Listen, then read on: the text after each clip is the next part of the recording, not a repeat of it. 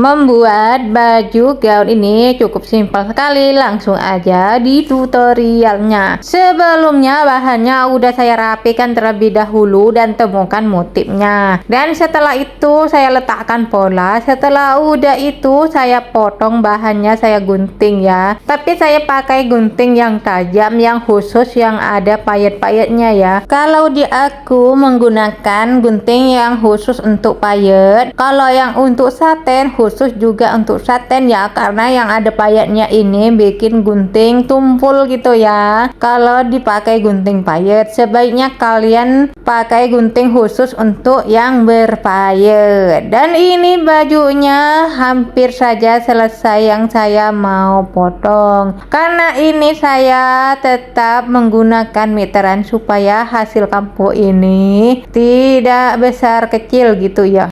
Dan di bagian dada ini, di bahu, saya menggunakan tile polos, tapi tile polos tidak aku sepil di sini.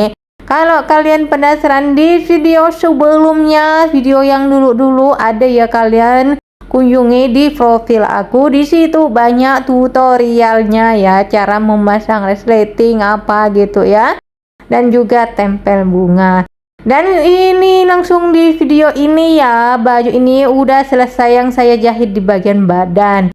Dan ini saya ngambil posisi di bagian lengannya, dan sudah itu saya lanjut di bagian dalamannya ya. Ini dalamannya full furing di bagian badan ya, karena modelnya ini seperti duyung gitu ya. Dan ini udah saya letakin polanya ya, seperti ini posisinya. Dan kemudian itu saya potong ya, semuanya saya potong, karena gunting ini sangat cocok banget untuk memotong bahan yang licin karena tidak lari ya. Kalau di toko ada ya teman-teman, dimana aja, yang penting kalian kalau cari gunting yang gunting khusus untuk kain warna hitam gitu ya. Nah ini udah hampir selesai yang saya potong, karena ini pengaruh guntingnya juga tajam ya, jadi hasil potongannya ini sangat rapi banget gitu ya.